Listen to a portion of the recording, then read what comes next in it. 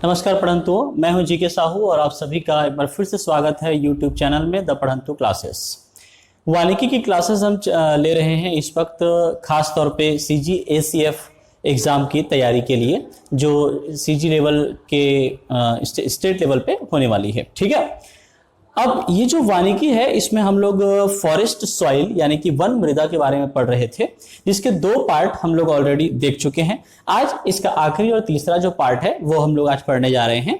आज की जो क्लास रहेगी, इस क्लास में हम लोगों को जो फोकस करना है वो है आपका bio geochemical cycle, that is जैव भू रासायनिक चक्र। क्लियर? देखिए, मृदा में, चाहे वो वन मृदा हो चाहे कोई भी मृदा हो, किसी भी मृदा में बहुत सारे न्यूट्रिएंट्स होते हैं, केमिकल पोषक तत्व होते हैं, रासायनिक। ठीक है, और उन्हीं पोषक तत्वों को मृदा से हासिल करके जो पौधा है, जो प्लांट है, वो ग्रो करता है, अपना विकास करता है। क्लियर? तो ऐसे जितने भी जमीन में या मृदा में रासायनिक पोषक तत्व होते हैं, न्यूट्रिशंस होते हैं, उनको मृदा से कैसे वो पौधे तक पहुंचती है, ठीक, और उसके बाद फिर क्या होता है और वापस फिर कैसे उस मृदा में वो पोषक तत्व फिर से चले आते हैं, ये जो पूरा साइकिल है वो हम यहाँ पे पढ़ने जा रहे हैं। ठीक है, तो मृदा के जो केमिकल न्यूट्रिएंट्स होते हैं वो पौधे अपने विकास के लिए अलग अलग रूपों में उसको ग्रहण करते हैं। क्लियर है? तो ये जो सारा जो प्रोसेस होता है वो मृदा में मौजूद किसी जैविक या अजैविक घटकों की सहायता से, उनके माध्यम से होती है, और इसीलिए इसे हम बायो जियोकेमिकल साइकिल कह रहे हैं, यानी कि जैव भू रासायनिक चक्र, या इसी को हम न्यूट्रिशन साइकिल या न्यूट्रिएंट साइकिल भी कह सकते हैं, पोषण चक्र भी इसको कहा जा सकता है। क्लियर? तो देखें, किसी भी इकोसिस्टम में, पारिस्थितिकी तंत्र में जो भी बायोटिक और अबायोटिक कंपोनेंट्स होते हैं, जैविक और अजैविक घटक, उसके थ्रू केमिकल न्यूट्रिशंस का जो मूवमेंट होता है उसी को हम बायो जियोकेमिकल साइकिल कहते हैं। ये कहां पर होता है पढ़ंतुओं? ये पूरा साइकिल जो है वो होता है एटमॉस्फेयर, वायुमंडल में, हाइड्रोस्फीयर, जलमंडल में, लिथोस्फीयर यानी कि स्थल मंडल में, और आपका बायोस्फीयर यानी कि जैव मंडल में। ये इसी 4 प्रमुख मंडलों के बीच में ये पूरा प्रोसेस, ये पूरा साइकिल कंप्लीट होता है। ओके, कैसे होता है? तो इसमें मेनली जो भी न्यूट्रिएंट्स हैं मृदा में, ठीक, वो सभी पोषक तत्वों का मॉलिक्यूलर फॉर्म में यानी कि आणविक रूपों में ट्रांसफॉर्मेशन होता है, रूपांतरण होता है।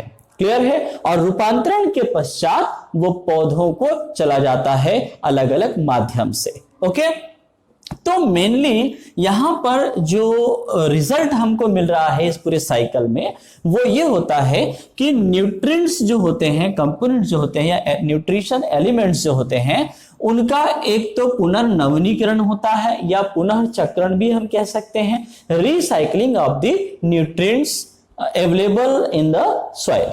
नंबर 2, दूसरा ये कि जो भी टॉक्सिक केमिकल्स होती हैं, जहरीले रसायन होते हैं, वे सभी, जैसे कि धातु हो गए यानी कि मेटल्स, और पेस्टिसाइड्स हो गए या कीटनाशक जिसको कहेंगे, उनका डिटॉक्सिफिकेशन होता है। क्लियर है? यानी कि उन जहरीले रसायनों से जहरीले तत्वों को हटाने का यहां पर प्रोसेस भी इसी के तहत संपन्न होता है। किसके तहत? बायो जियोकेमिकल साइकिल के तहत। क्लियर है? देखिए, हम यहां बात कर रहे हैं कि मृदा में बहुत से रसायन होते हैं, न्यूट्रिशंस एलिमेंट्स होते हैं, तो वो क्या क्या हैं? तो देखिए, ये यहां पर सारा नाम लिखा हुआ है, आप ध्यान दें। इसमें मेनली देखिए हाइड्रोजन है, ऑक्सीजन है ना, तो ये सब वायुमंडल से, पानी से वो पौधों को मिल जाता है। ठीक है, अब उसके अलावा जो मेजर न्यूट्रिएंट्स हैं, मुख्य जितने ही पोषक तत्व हैं, उसमें प्रमुख रूप से नाइट्रोजन, फास्फोरस, पोटेशियम, कैल्शियम, आपका मैग्नीशियम, सल्फर, ये जो है ये आपके मुख्य पोषक तत्व के रूप में जाने जाते हैं। इसके अलावा जो अन्य पोषक तत्व हैं, जो माइनर न्यूट्रिएंट्स हम यदि कह सकते हैं, तो वो है आपका manganese, molybdenum, copper, boron, zinc, chlorine और आयरन। ठीक है, देखिए मेजर न्यूट्रिएंट्स और माइनर न्यूट्रिएंट्स कहने का मतलब क्या है कि मेजर न्यूट्रिएंट्स वो हैं जिसकी पौधों को ग्रो करने के लिए, उसके ग्रोथ के लिए आवश्यक ही होता है। ठीक है, सारे पौधों में, सारे प्लांट्स में, ओके, उनके हर तरह के प्रोसेस के लिए, उनके ग्रोथ के लिए। वहीं बाकी जो आप देख रहे हैं, जैसे ये आपका मैग्नीज हो गया, molybdenum, copper, boron, zinc, chlorine, iron, ये सब जो है स्पेसिफिक स्पीसीज पर डिपेंड करता है, यानी कि सारे पौधों पे हो जरूरी नहीं है, किसी पौधे को इसकी जरूरत होती है, किसी पौधे को इसकी जरूरत नहीं होती है। ठीक है, तो ये जो बाकी जो है वो माइनर न्यूट्रिएंट्स या जो है लघु पोषक तत्व के रूप में इसको जाना जा सकता है। ठीक है, अच्छा, अब ये तो जो है क्या हो गया, ये आपका नाइट्रोजन, पोटेशियम, आपका फास्फोरस, पोटेशियम, कैल्शियम, मैग्नीज और मैग्नीशियम और आपका सल्फर, ये सारी चीजें जो हैं वो जिस रूप में होती हैं उसका ट्रांसफॉर्मेशन होता है। ठीक, और उसी रूप में पौधे जो हैं अपने ग्रोथ के लिए इन न्यूट्रिएंट्स को इस फॉर्म में हासिल करते हैं। ठीक है, जैसे नाइट्रोजन जो होता है उसको पौधे सीधे नाइट्रोजन के फॉर्म में यूज नहीं करते, बल्कि उसको वो अमोनियम या नाइट्रेट के फॉर्म में यूज करते हैं। ठीक, वैसे ही फास्फोरस की बात करें, ठीक है, तो ये प्राइमरी फास्फेट और सेकेंडरी फास्फेट के रूप में यूज होता है। ठीक, ये आपका केटायन के रूप में यूज हो गया, धनात्मक आयन के रूप में यूज हो गया। कैल्शियम भी Ca++, मैग्नीशियम भी आपका मैग्नीशियम प्लस, ठीक है, यानी कि आपका केटायन के रूप में यूज हो रहा है, धन आयन के रूप में। सल्फर की बात करें तो ये आपका जो है सल्फाइट और सल्फेट के फॉर्म में यूज होता है। ओके, ये कौन यूज कर रहा है, ये प्लांट्स यूज कर रहे हैं, यानी कि मिट्टी में ये जो न्यूट्रिएंट्स हैं उसको इस फॉर्म में पौधे अपने विकास के लिए उपयोग में लाते हैं, यूज करते हैं। ठीक, वैसे ही बात करें मैग्नीज की तो मैग्नस और मैग्नीक, ठीक है, मैग्नस और मैग्नीज के रूप में यूज करते हैं। मॉलिब्डेनम जो है वो मॉलिब्डेनम के मॉलिब्डेट, ठीक है, मॉलिब्डेट इसके फॉर्म में यूज करते हैं। कॉपर आपका क्यूप्रस और क्यूप्रिक के फॉर्म में यूज होता है। बोरॉन आपका ये ऑक्साइड के फॉर्म में यूज हो गया, BO3-। जिंक, ये जिंक प्लस, ठीक है। क्लोरीन आपका क्लोराइड के फॉर्म में यूज हो गया, क्लोरीन आयरन के यूज हो गया।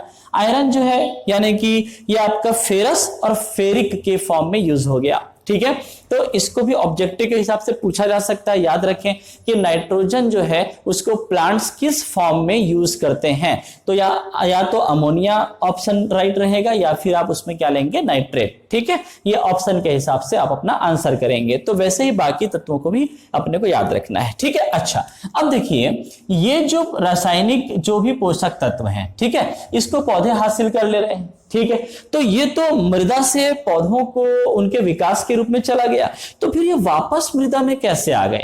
ठीक है, फिर से मृदा में ये कैसे आते हैं, फिर से मृदा से पौधों को कैसे जाता है, तो यही जो साइकिल है इसको समझना है। तो देखिए एक जनरल फॉर्म यदि देखें तो इसमें एक महत्वपूर्ण भूमिका जो होती है वो फूड चेन की या फूड वेब की होती है। खाद्य श्रृंखला की एक महत्वपूर्ण भूमिका है इस साइकिल में। कैसे, देखें, ये देखिए ये है मृदा और इसमें एक पौधा यहाँ पे उगा हुआ है। ठीक है, तो होगा क्या, इसी मृदा में ही ये सारे न्यूट्रिएंट्स जो हैं, ये सारे पोषक तत्व मौजूद होंगे। क्लियर है, तो उन पोषक तत्वों को ये पौधे जो हैं अपने अलग अलग भागों के माध्यम से, जैसे जड़ हो गया तो जड़ के माध्यम से ये ऊपर पहुंचता जाएगा इस तरीके से। ठीक है, अब उसके बाद क्या होगा, देखिए ये जो पौधे हैं, ये जो शाकाहारी जो जंतु हैं, ठीक है, वो क्या करेंगे, पौधों के अलग अलग भागों को वो खाएंगे। ठीक है, इसके पेड़ पत्तों को, इसके टहनियों को, या फिर इसके फलों को, इसके फूल को, ये अलग अलग जितने भी प्राणी होते हैं, जीव होते हैं, वो अपने अपने भोजन के हिसाब से इसका क्या करेंगे, उपयोग करेंगे। ठीक है,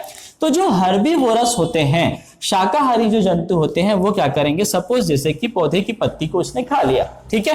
अब वो पौधे की पत्ती को उसने खाया, सपोज कि मृदा से यहाँ पौधे को जो न्यूट्रिशंस मिले उसमें अब ये सारी चीजें मौजूद रहेंगी। कौन सी, ये नाइट्रोजन मौजूद रहेगा, फास्फोरस, पोटेशियम, कैल्शियम, ये सारी चीजें अब पौधे में आ गई। कहां से, मृदा से पौधे में। अब पौधे को खाएंगे कौन, शाकाहारी जो भी जंतु होंगे वो खा, जैसे खरगोश हो गया, हिरण हो गया, ठीक है, ये सारी इसको खा लिए। ओके, तो अब यहां से न्यूट्रिशंस किसके पास चले गए, तो वो उन जंतुओं के, शाकाहारी हर्बीवोरस के पास चले गए।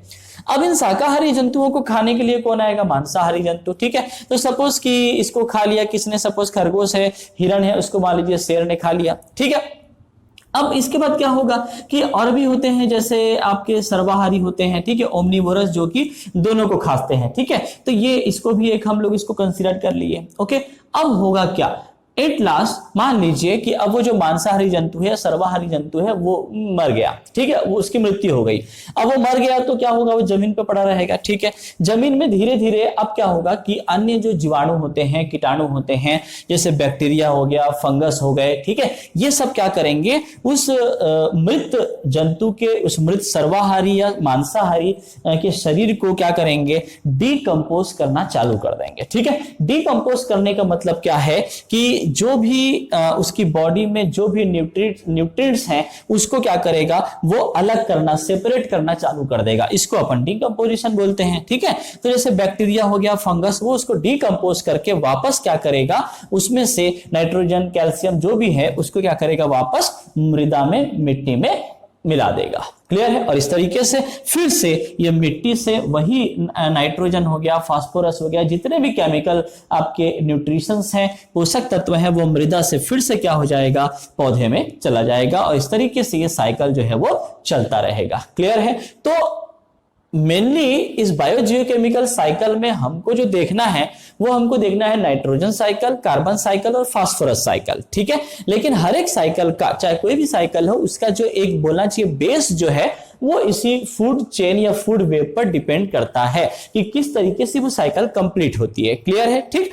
कार्बन साइकिल है तो उसमें हम क्या समझेंगे कि भाई कार्बन जो है तो वो आया कहां से, ठीक है, उसका स्रोत क्या है, उसके बाद फिर कौन उसको इस मूवमेंट में कौन जो है वो इस साइकिल में उसको क्या करेगा, मूवमेंट करेगा। क्लियर है। इस तरीके से उसको हमको समझना है। तो कोई ज्यादा बड़ा एकदम कॉन्सेप्ट नहीं है, ये चीज आपको समझ में आ गया है तो कार्बन साइकिल, नाइट्रोजन साइकिल हो चाहे फास्फोरस साइकिल हो, वो चीजें भी आपको समझ में आ जाएंगी। क्लियर है इतना। ठीक है। तो ये सारी चीजें आप इसको ध्यान में रखिएगा। ओके। चलो अब हम स्टार्ट करते हैं कार्बन साइकिल या कार्बन चक्र। देखें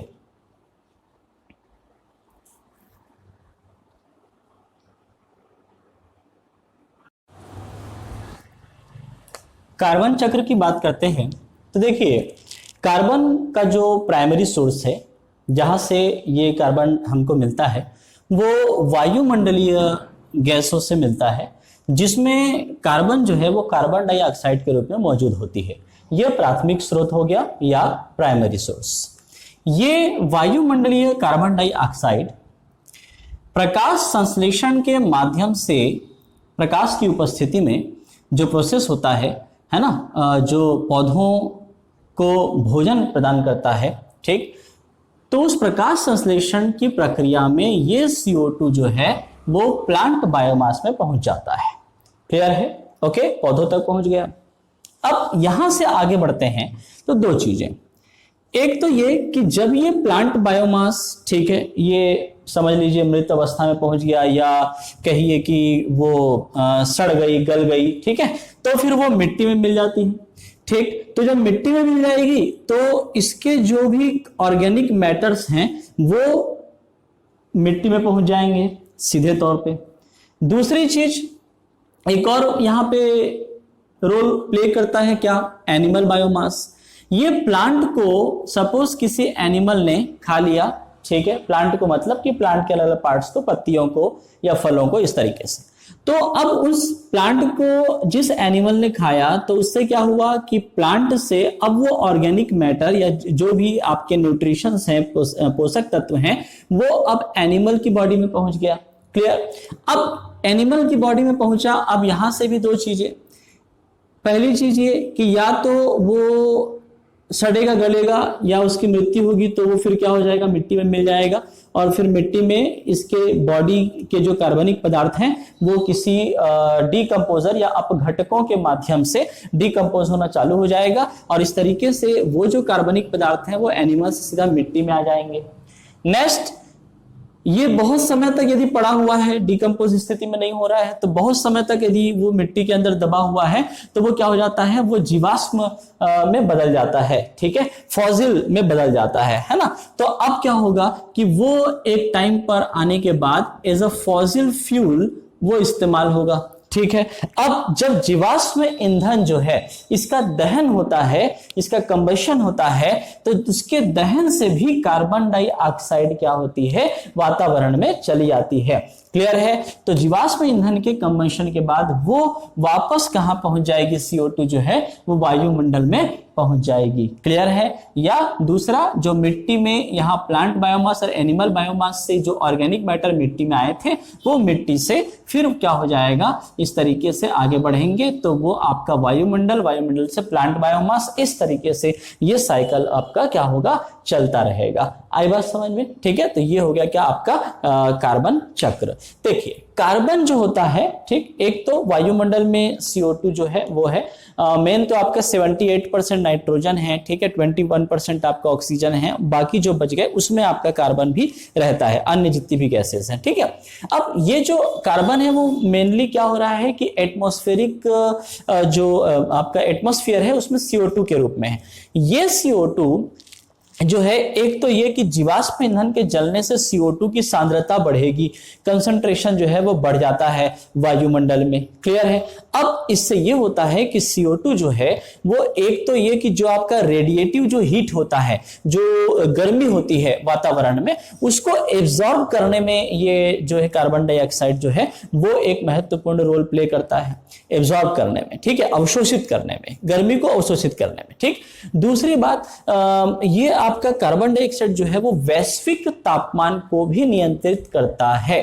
क्लियर है। जो ग्लोबल वार्मिंग की हम बात करते हैं ना, उस ग्लोबल वार्मिंग में जो गैसेस हैं, चाहे वो नाइट्रोजन का ऑक्साइड हो, चाहे वो मीथेन हो, CH4 हो, या फिर कार्बन डाइऑक्साइड, इसमें 55% जो रोल होता है वो कार्बन डाइऑक्साइड का होता है। ग्लोबल वार्मिंग यानी कि जो वैश्विक तापमान में जो वृद्धि हो रही है, ठीक है, उसकी हम बात कर रहे हैं। तो जैसे जैसे देखिए वातावरण में CO2 की मात्रा बढ़ेगी, सांद्रता बढ़ेगी, कंसंट्रेशन बढ़ता है, तो उससे क्या होता है, औसत तापमान में वृद्धि होती है, ठीक है। और इस तरीके से पूरी पृथ्वी का तापमान जैसे जैसे बढ़ते जा रहा है, तो वो जो वृद्धि हो रही है उसकी वजह से फिर आपके जो आइस हैं, ग्लेशियर्स हैं, वो क्या हो रही हैं, पिघल रही हैं, ठीक है। तो इसीलिए इसको हम कहते हैं ग्लोबल वार्मिंग, ठीक है। जो आपका वैश्विक तापमान जो बढ़ रहा है वो क्यों हो रहा है, वातावरण में CO2 की मात्रा बढ़ने से। क्लियर है। क्योंकि CO2 बढ़ेगा तो टेम्परेचर बढ़ेगा। आई बात समझ में, ठीक है। तो वही CO2 जो है वो प्रकाश संश्लेषण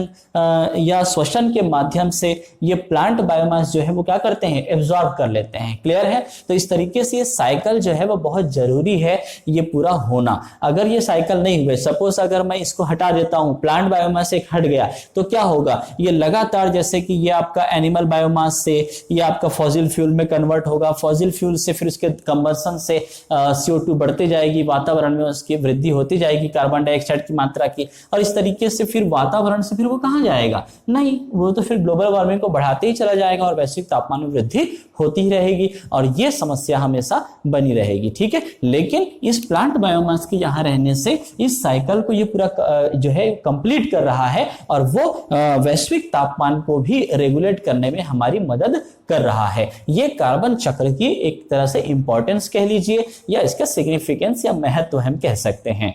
क्लियर है। ओके, नेक्स्ट हम चलते हैं नाइट्रोजन साइकिल में।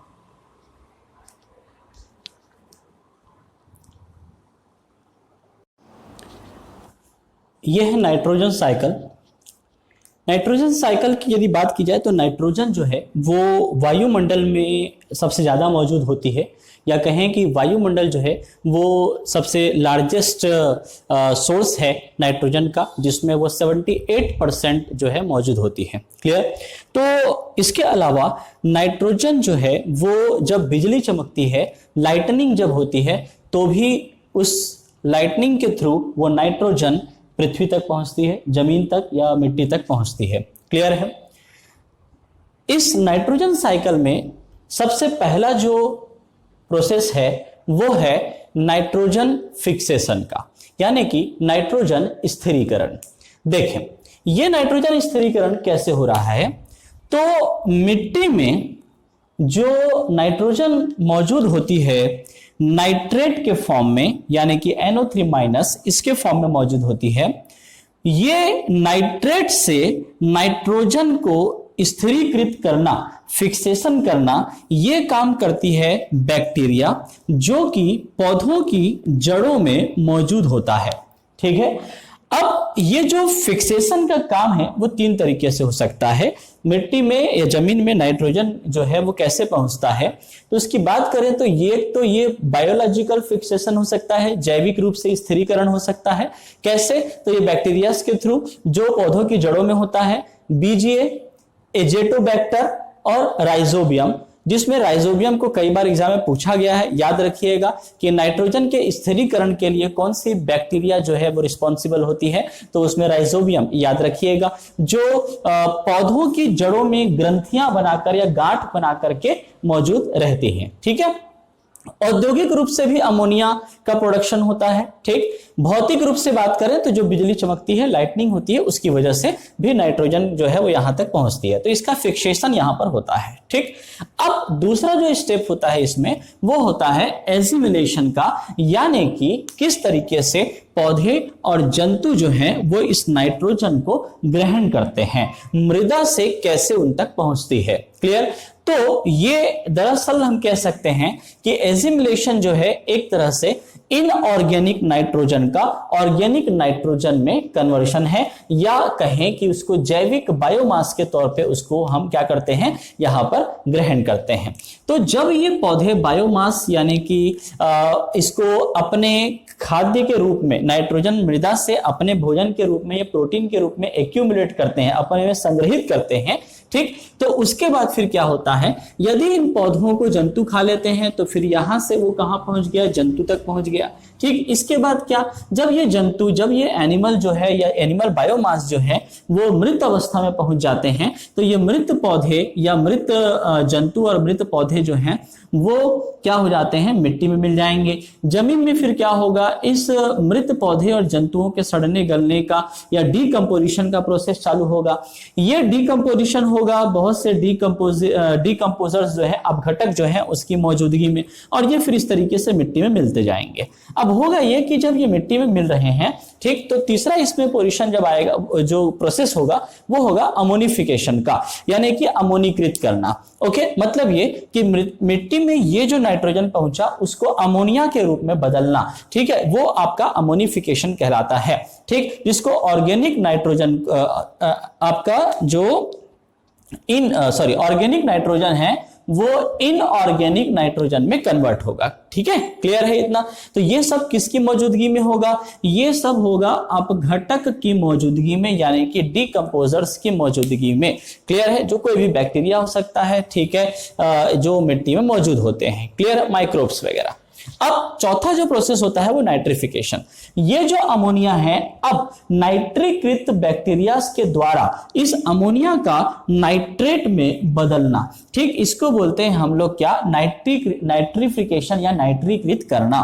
ठीक, तो सीधे तौर पे अमोनिया से नाइट्रेट में कन्वर्ट नहीं होता। ये क्या होता है, पहले अमोनिया से नाइट्राइट में कन्वर्ट होता है, नाइट्राइट के बाद फिर ये नाइट्रेट में कन्वर्ट होता है। ओके, तो देखें, जब अमोनिया से नाइट्राइट के फॉर्म में ये कन्वर्ट होगा, तो अमोनिया से नाइट्राइट में कन्वर्जन ये होता है नाइट्रोसोमोनस बैक्टीरिया के द्वारा। क्लियर है? याद रखते चलिएगा, ये सब ऑब्जेक्टिव के लिए बहुत इंपॉर्टेंट है। ठीक है, क्लियर है? नाइट्रिफिकेशन जो प्रोसेस हो रहा है उसमें अमोनिया पहले नाइट्राइट में कन्वर्ट होगा, फिर नाइट्राइट से नाइट्रेट में कन्वर्ट होगा। ठीक है, तो अमोनिया से नाइट्राइट में कौन कन्वर्ट करेगा, तो नाइट्रोसोमोनस करेगा। ठीक है, और फिर नाइट्राइट से नाइट्रेट में कौन बदलेगा, तो वो बदलेगा नाइट्रोबैक्टर बैक्टीरिया। क्लियर है बात ये? ठीक है, तो इस तरीके से फिर ये यहां पर अमोनिया से नाइट्राइट में किसने बदला, नाइट्रोसोमोनस। उसके बाद फिर नाइट्राइट से NO3 में यानी कि नाइट्रेट में किसने बदला, तो नाइट्रोबैक्टर ने बदला। ठीक है, मृदा में ये नाइट्रोजन इसी नाइट्रेट के फॉर्म में ही मौजूद होता है। क्लियर है बात? ठीक है, अब ये नाइट्रेट जो है वो क्या होगा, ये पौधों को मिल जाएगा। ठीक है, तो नाइट्रेट के फॉर्म में जो नाइट्रोजन है उसको ये पौधे अपने उपयोग में लाते हैं। क्लियर है बात? ठीक है भाई, देखिए नाइट्रोजन जो है वो पौधों जितने भी न्यूट्रिशन है, पोषक तत्व हैं, वो क्या है, पौधों के विकास के लिए आवश्यक हैं। ठीक है, तो जैसे कि नाइट्रोजन, अगर नाइट्रोजन की कमी हुई मान लीजिए पौधों को, तो जो पौधे हैं उसकी जो पत्तियां हैं वो क्या हो जाती हैं, पीली पड़ जाती हैं। ठीक है, आपने देखा होगा है ना, येलो कलर की अगर कोई पत्ती दिखाई दे रही है तो समझ सकते हैं कि उस प्लांट को सही मात्रा में नाइट्रोजन जो है वो नहीं मिल पा रहा है। क्लियर है, नाइट्रेट नहीं मिल पा रहा है। बात समझ में आ गई? ठीक है, ओके। अच्छा, अब देखिए ये मृदा में नाइट्रेट यहां पर उपलब्ध है। ठीक, क्लियर। तो ये नाइट्रेट जो है वो दो तरीके से आया, या तो नाइट्रीकृत बैक्टीरिया दो तरफ से काम कर रहे हैं, समझ लीजिए। एक तो क्या हो रहा है कि ये जो मृत पौधे जंतु हैं वो अपघटन हुआ, अपघटन से क्या हुआ, अमोनिया के रूप में यहां पर आया मिट्टी में, वो अमोनिया से फिर उसी नाइट्रीकृत बैक्टीरिया के द्वारा वो नाइट्रेट में बदला। दूसरा, ये सीधे तौर पे जो बिजली चमक रही उसकी वजह से भी मिट्टी में फिर नाइट्रीकृत जो बैक्टीरिया होते हैं वो उसको नाइट्रेट में कन्वर्ट कर देते हैं, फिर ये मिल जाती है पौधों को। क्लियर है बात? ओके। और यहां पर नाइट्रोजन का स्थिरीकरण, फिक्सेशन करना, जैसे ही नाइट्रोजन की इसमें कमी होने लगती है तो फिर ये क्या करते हैं, जो राइजोबियम है या स्थिरीकारक जो बैक्टीरियाज हैं वो इसमें नाइट्रोजन की पूर्ति कर देते हैं। ठीक है, वो नाइट्रेट से वापस क्या करेंगे, फिर उसमें आपका डीनाइट्रिफिकेशन वहां पे होगा। अब डीनाइट्रिफिकेशन जो होता है वो याद रखिए, ये होता है एक तो स्यूडोमोनास बैक्टीरिया के द्वारा, और ये पूरी तरह से जो डीनाइट्रिफिकेशन होता है मतलब कि अगेन नाइट्रोजन में कन्वर्ट होना, वो पूरी तरह से अवायवीय अवस्था में होती है, यानी कि वायु की अनुपस्थिति में होती है, एनएरोबिक कंडीशन में होती है, ये याद रखिएगा। तो डीनाइट्रिफिकेशन होगा और इस तरीके से उसके बाद फिर से ये आपका नाइट्रोजन का फिक्सेशन होगा, फिर एसिमिलेशन होगा, फिर अमोनिया में कन्वर्ट होगा, फिर अमोनिया से उसको नाइट्राइट में, फिर नाइट्रेट में कन्वर्ट करेंगे, यानी कि नाइट्रिफिकेशन होगा। ठीक है, तो इस तरीके से ये प्रोसेस जो है रिसाइकल जो है यहां पर होता रहेगा। क्लियर है ये? So this is the nitrogen cycle या नाइट्रोजन चक्र। क्लियर है यहां तक? ओके, अब आगे देखते हैं।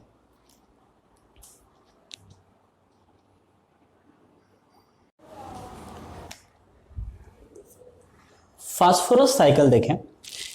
देखिए फास्फोरस साइकिल, पहली बात तो ये कि जैसा कि हमने शुरुआत में कहा कि जो भी बायोजियोलॉजिकल आपके जियोकेमिकल साइकिल जो होते हैं ये मेनली कहाँ पर होता है, तो ये आपका वायुमंडल, जलमंडल, जैव मंडल, ठीक है, और आपका लिथोस्फीयर, ठीक है, यहाँ पर होता है। ठीक है, तो ये चीज याद रखिए कि फास्फोरस साइकिल जो है वो वायुमंडल में संपन्न नहीं होता।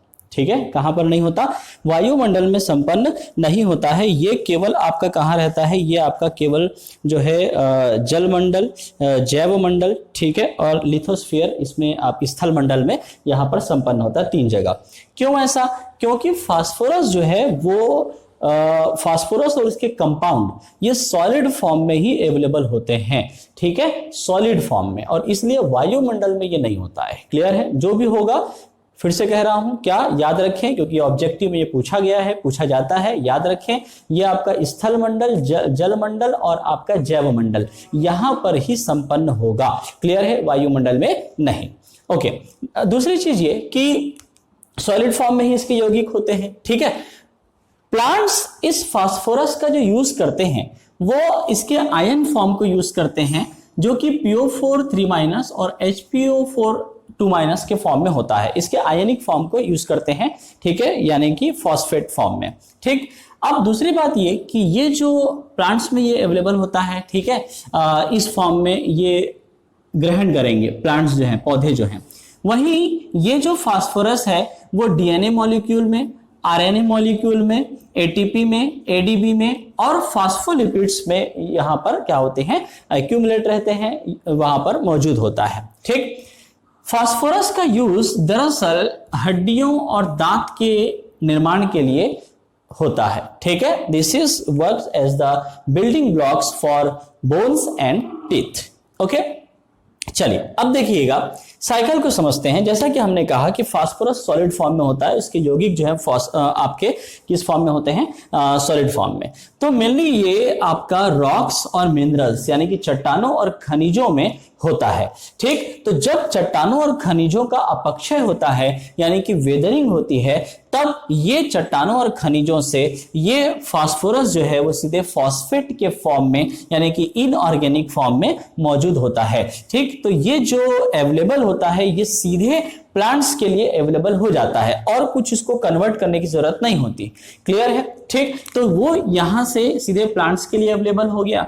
अब ये प्लांट्स बायोमास जो है, इसको यदि किसी व्यक्ति ने, आदमी ने, ह्यूमन बीइंग ने या एनिमल ने खा लिया, ठीक है, तो फिर क्या होगा कि ये जो फास्फोरस का जो इनऑर्गेनिक फॉर्म है ये प्लांट से कहां पहुंच गया, एनिमल में पहुंच गया। ठीक, अब ये पौधे और जंतु जब ये मृत अवस्था में पहुंच जाएंगे, ठीक है, तो इनके मृत अवस्था में आने से, इनके सड़ने गलने से, ठीक, ये मिट्टी में मिल जाएंगे। अब क्या होगा, वहां पर इसका डीकंपोजिशन स्टार्ट होगा। क्लियर है? माइक्रोब्स के कंपैरिजन आपके उनकी उपस्थिति में या बैक्टीरिया की उपस्थिति में इसका क्या होगा, डीकंपोजिशन होगा, अपघटन होगा। ठीक, अब अपघटन होने के बाद अब यहां से एक चीज समझें कि ये जो फास्फोरस है अपघटन होने के बाद वो सीधे जब मिट्टी में आती है तो मिट्टी में वो जो है उस फॉर्म में अवेलेबल नहीं होती है जिस फॉर्म में सीधे प्लांट्स को चाहिए। क्लियर है? तो जरूरत है क्या, उसको सेल्यूबलाइज करने की जरूरत है। क्लियर है? और उसको कन्वर्ट करने की जरूरत है। तो यहां पर उस अपघटन के बाद जो फास्फोरस यहां पर आया है जो कि सॉइल में फिक्स्ड फॉर्म में है, उसको हमको क्या करना है, उसको सोल्यूबल फॉर्म में लाना है। तो सोल्यूबल फॉर्म में लाने के लिए दो माइक्रोब्स जो है वो यूज होंगे। वो माइक्रोब्स क्या करेंगे, इसको सोल्यूबलाइज करेंगे, यानी कि दो जो माइक्रोब्स हैं जिसका नाम है क्या, फास्फोबैक्टीरियम, और यहां पर है क्या, माइकोरिया। ठीक है, तो ये जो दो माइक्रोब्स हैं वो यहां पर रोल प्ले करते हैं इस डीकंपोजिशन के बाद जो फास्फोरस है जो कि अनअवेलेबल फॉर्म में है प्लांट्स के लिए, उसको अवेलेबल फॉर्म में कन्वर्ट करने के लिए। तो इस तरीके से फिर वो क्या होगा, और इनऑर्गेनिक फॉर्म में अवेलेबल होगा और फिर प्लांट्स में जाएगा, प्लांट से एनिमल में, इस तरीके से फिर ये साइकिल चलता रहेगा। क्लियर है? तो ये था आपका क्या, फास्फोरस साइकिल। ठीक है, ये आपका फास्फोरस चक्र था। ये तीन प्रमुख चक्र के बारे में आज के लेक्चर में हम लोगों ने पढ़ा। ठीक है, जिसमें मेन है आपका कार्बन और नाइट्रोजन चक्र, और तीसरा हम लोगों ने फास्फोरस चक्र पढ़ा। ठीक है, वन मृदा में 3 पार्ट में इसको हमने कंप्लीट किया है। यहां पर आपका वन मृदा यानी कि आपका जो फॉरेस्ट सॉइल जो चैप्टर है ये आपका कंप्लीट होता है वानिकी में। क्लियर है? ओके, परंतु आप अपनी तैयारी करते रहिए कंटिन्यू। ठीक है, कुछ लोगों का ये कहना है कि भाई क्या ऐसा हो सकता है कि एग्जाम पोस्टपोन हो गया, क्या है? तो देखिए, आप अपनी तैयारी जो है वो 20 सितंबर के हिसाब से ही, जो अभी तक तय है एग्जाम का डेट, उसके हिसाब से करिए। ठीक है, हमको वो सारी ऐसा होगा वैसा होगा इन सारी बातों को ध्यान में नहीं रखना है, अपने आप को फोकस रखना है, डाइवर्ट नहीं होना है। क्लियर है? तो उसके हिसाब से आप ये मान के चलिए कि आपका जो है मैक्सिमम जो है अगस्त लास्ट तक आपका पूरा जो है कंप्लीट हो जाए सिलेबस। ठीक है, और आप तैयारी भी कंप्लीट कर लें। बाकी के बचे हुए दिनों में एक तो आप टेस्ट सीरीज ज्वाइन करें, टेस्ट सीरीज दीजिए, और दूसरा आप अपना रिवीजन उस टाइम पे करेंगे। क्लियर है बात? ठीक है, हमारी जो टेस्ट सीरीज है द पढ़ंतु क्लासेस की, उसके रजिस्ट्रेशन जो है वो ओपन है। हालांकि ये आपका 15 जुलाई से प्रारंभ हुआ है, लेकिन अभी भी आप उसको टेस्ट को रजिस्टर कर सकते हैं, इसलिए क्योंकि जो भी टेस्ट हो चुके हैं वो भी आप टेस्ट जो है ऑनलाइन परफॉर्म कर सकते हो। ठीक है, और जैसे जैसे आप टेस्ट ऑनलाइन परफॉर्म कर रहे हैं उसके बाद उसका पीडीएफ फॉर्म भी आपको आपके रजिस्ट्रेशन अकाउंट में उपलब्ध करा दिया जाता है, जिसको आप बाद में प्रैक्टिस भी कर सकते हो। क्लियर है पढ़ंतुओं? ठीक है, तो ये सारी चीजों को ध्यान में रखते हुए अपनी तैयारी जारी रखें और अभी भी घर पर रहें। ठीक है, छत्तीसगढ़ में अभी भी लॉकडाउन चल रहा है।